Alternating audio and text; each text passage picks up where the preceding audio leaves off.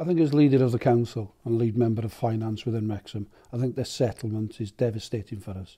When it was announced, I was shocked, stunned and really disappointed and angry at the settlement. Wrexham County Board of Councils had to find over £55 million already since austerity started in 2008-2009. We'd already budgeted for roughly £5 million, and this settlement now puts an extra £5 million on top. So overall, since 2008-2009, we're looking at close to £70 million, which has been taken out of our budget.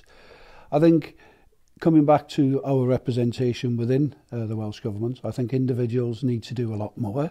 I think that we're not being supported, and I think we're being let down, and I really mean this sincerely, because they're our representatives at that table to fight for North Wales and Wrexham. I'll challenge anybody, whether they're an MP, an AM, to come and sit down and have a discussion and work alongside me and other elected members and officers to run a local authority on the money that we're receiving. I keep on saying this, are we receiving the crumbs from the table, North Wales? I do believe that.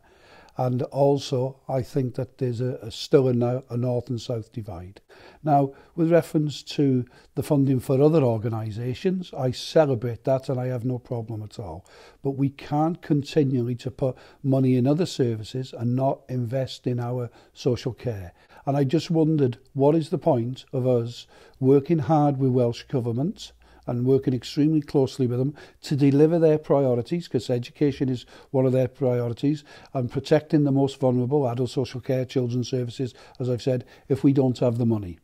And again, on top of that, I am constantly contacted by political representation to stop making cuts within Wrexham. They're taking the money off us and then they're trying to stop us to make the cuts. It's madness. And I just wondered, and I don't say this lightly, have the lunatics taken over the asylum? And I was talking to some of my constituents, residents and people of Wrexham the other week, and they said, what is all this about? And I tried to describe it very simplistically. When you go shopping in the supermarket, you have so much money. Once you've spent that money, you can't spend it anywhere else.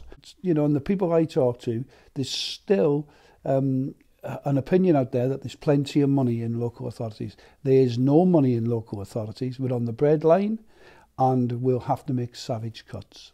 But I know as a local authority, we've done everything we can within the financial arena that we live in. We've done strategic management reviews. We've started at the top. We've worked down. We've done merging of departments, efficiency services.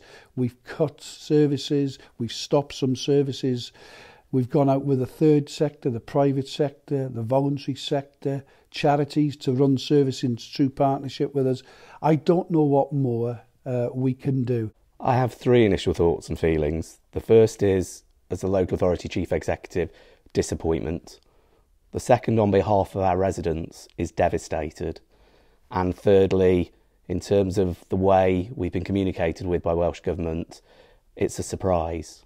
Welsh Government did have additional money to allocate in this year's budget, about £370 million. What we've seen in the settlement, we know how important our health services are, but is actually a 7% increase in the health budget. And for Wrexham, it's a minus 0.6 decrease in our budget. We're the only frontline department in the Welsh Government's budget to receive this type of reduction. We'll manage as a local authority, we'll balance our budget, but the devastation comes because of the impact it's going to have on our frontline services. It will have an effect on schools, it will have an effect on adult and children's social care, and although we'll do everything we can to try and minimise that impact, the unfair settlement this year from Welsh Government means that's impossible to do what we wanted to do, which was protect those frontline services.